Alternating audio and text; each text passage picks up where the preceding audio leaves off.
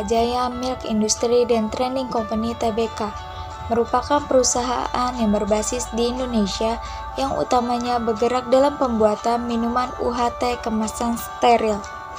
Ultra Jaya ini berdiri pada tanggal 2 November tahun 1971 di Pandelarang, Bandung, Jawa Barat. Perusahaan ini awalnya merupakan industri rumah tangga yang didirikan pada tahun 1958, kemudian menjadi entitas perseroan terbatas pada tahun 1971. Perusahaan ini merupakan pionir di bidang industri minuman dalam kemasan di Indonesia dan sekarang memiliki mesin pemproses minuman tercanggih se-Asia Tenggara. Perusahaan ini juga mencatat sahamnya pertama kali di bursa atau Initial Public Offering dengan tanggal 2 Juli tahun 1990.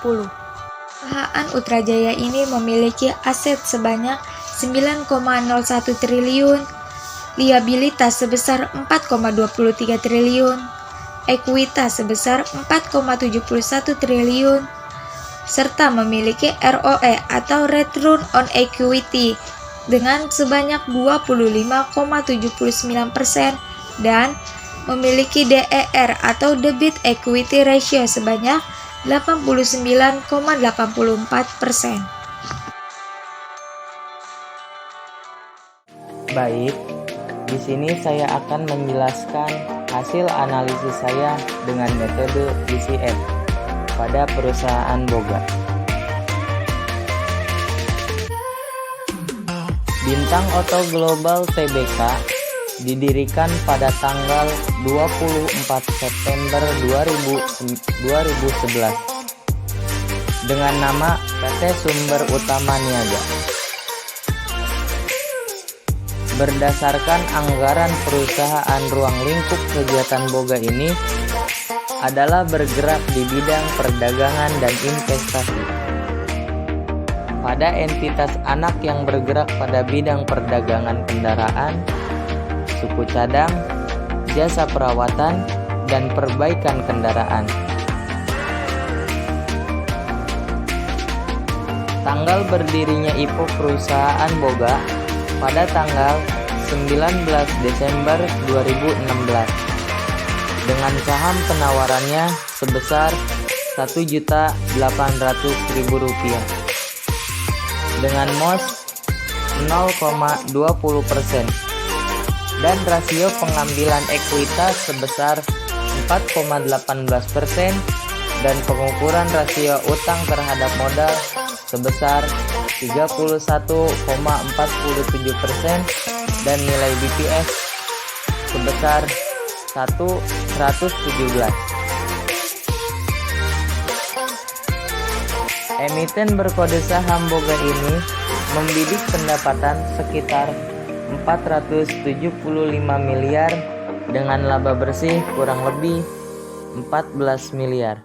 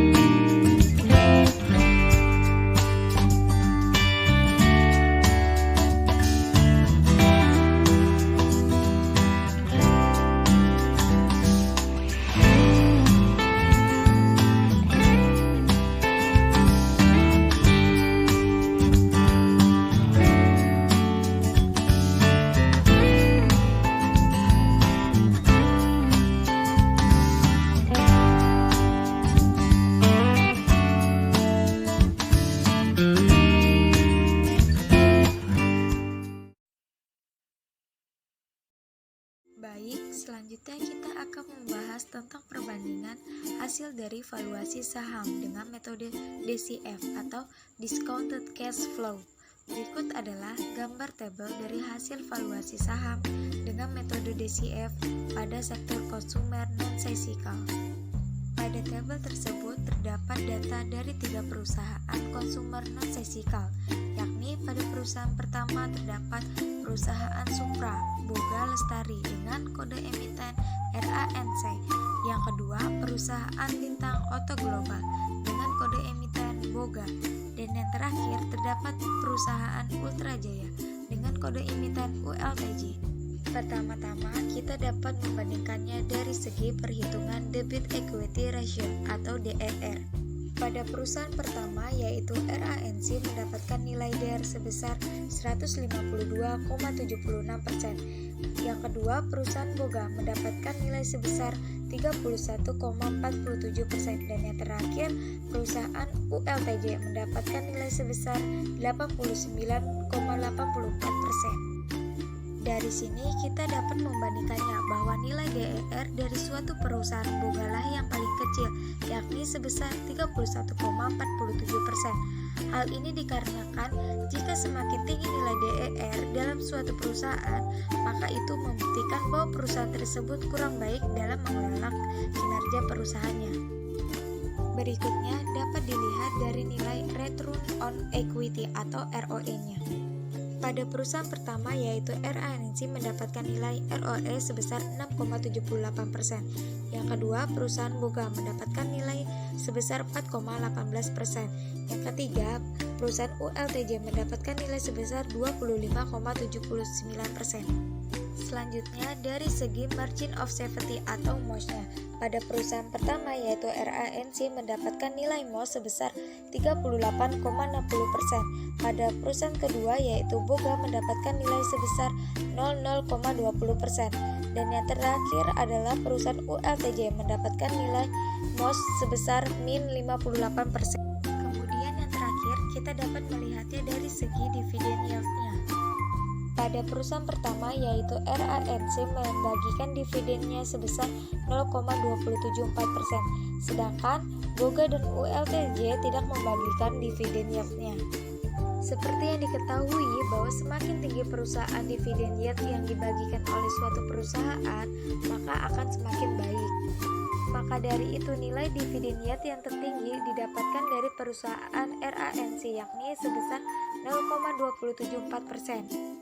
Nah, berdasarkan hasil valuasi tersebut dapat disimpulkan bahwa saham atau perusahaan RANC yakni Supra Boga Lestari Tbk merupakan saham atau perusahaan terbaik dalam sektor konsumen non-cyclical.